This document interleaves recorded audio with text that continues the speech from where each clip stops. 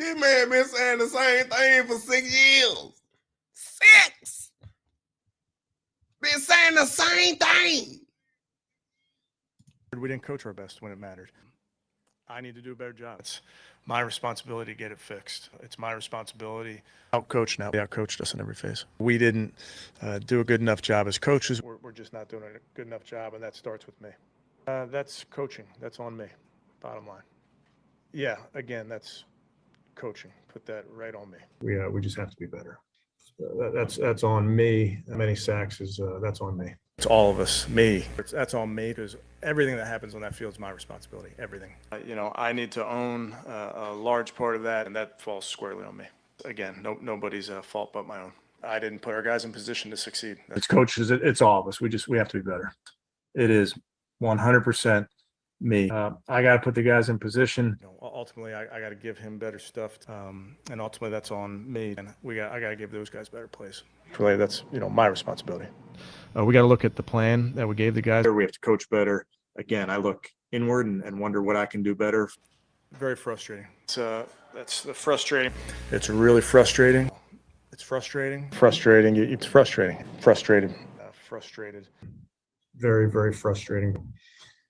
Really frustrating. Frustrated. Then put your little hand in mine. There ain't no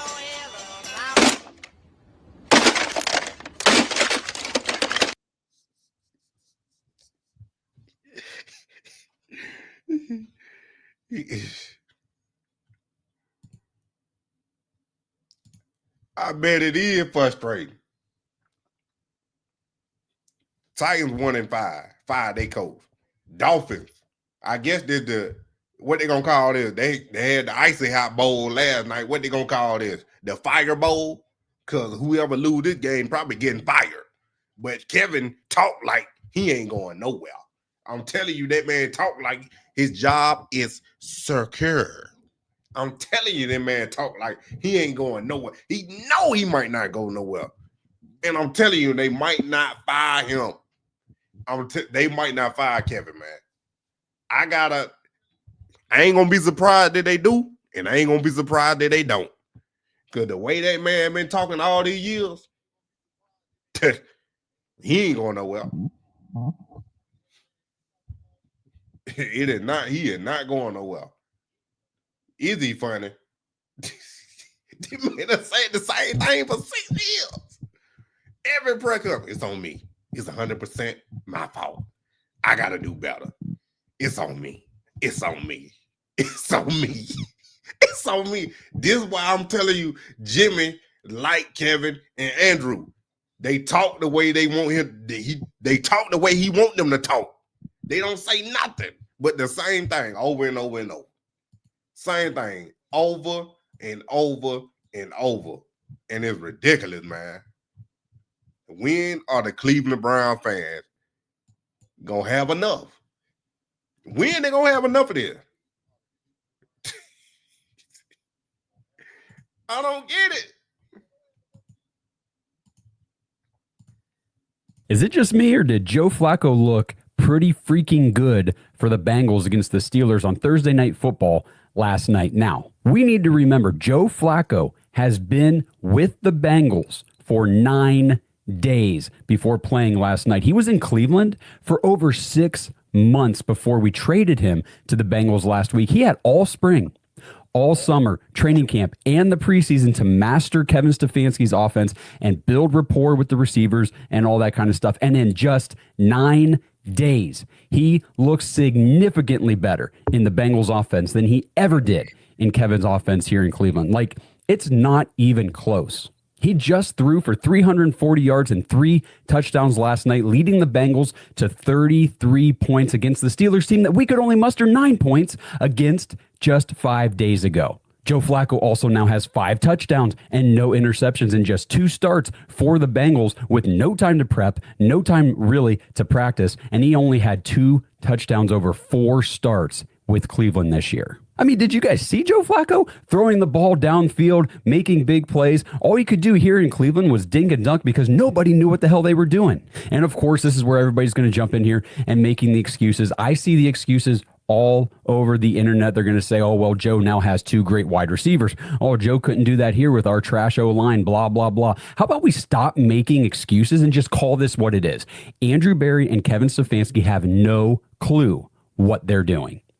You think our O-line is bad? We still have 2 Pro Bowlers playing at the guard positions and another one at right tackle when he's healthy. We've talked about it all year. The Bengals O-line is also terrible. And yes, the Bengals have Jamar Chase and T. Higgins, but let's not pretend like the Browns are completely absent of talent on offense. For as bad as Jerry Jeudy's played this year, he was the 6th leading receiver in the NFL. Just a year ago, we've got David Njoku, we've got Harold Fannin Jr., Quinshon Judkins is a better running back than Chase Brown. Our tight ends are better than their tight ends. There's no excuse for Joe Flacco to look this much better. I'm not saying if he just looked a little bit better or this and that, this much better in the Bengals offense than he ever did here. So then what if the Browns offense just makes everyone look worse? Jerry Jeudy, like I said, he's never been an elite wide receiver, but he's also never looked this bad. Harold Fannin Jr. never dropped a pass in college, and suddenly he doesn't know how to catch anymore.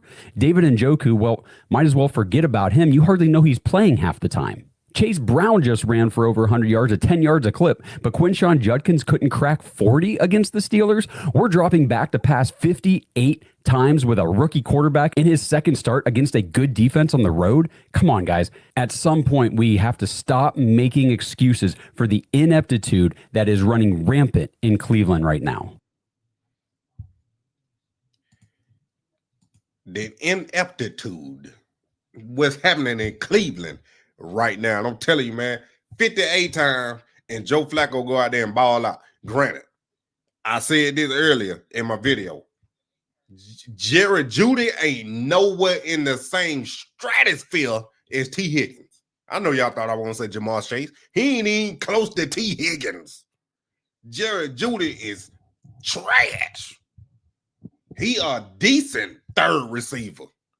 He is not a dude that's going to take you over the top. He is not a superstar in this league. He had 1 year over 1,000 yards, and that because Jameis Winston was gunslinging it because he didn't want to run Kevin offense.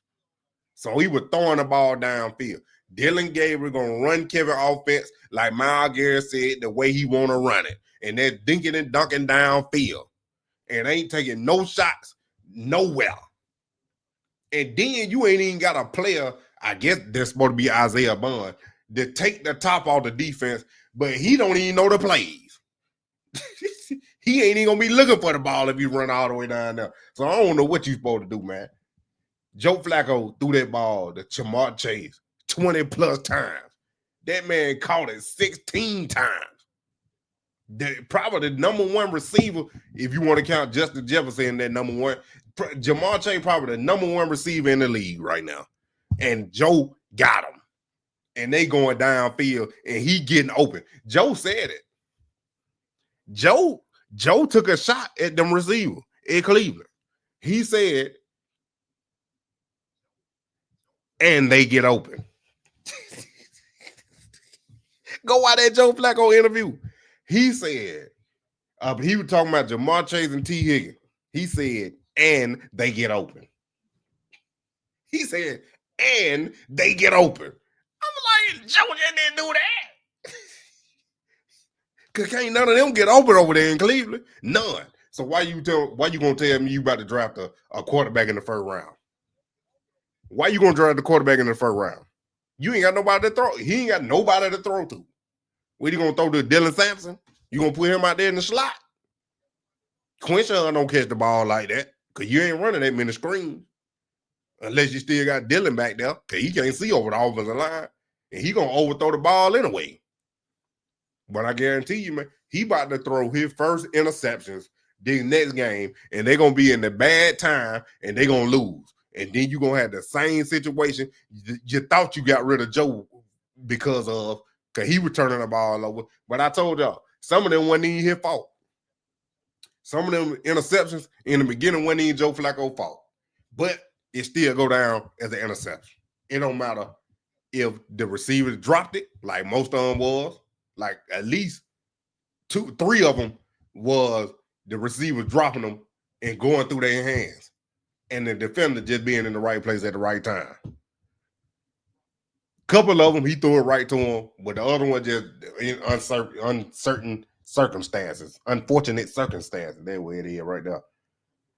Gage out. He got a concussion, man, Rob. They probably gonna cut him again because I told y'all everybody Shedeur get close with or talk about Shedeur, they end up cutting. The only one they ain't gonna cut is Myles Garrett. That's the only one. That's the only one. They don't need no tight end. They need an offensive line and a wide receiver, an offensive coordinator, a head coach, and a GM. That's what they need. That's what the Cleveland Browns need, and an owner. They need all that. Cleveland need all that. I don't know if they can get all of it in the same draft or not, but they need all of it because this was getting ridiculous, man. I'm getting tired of talking about the Browns.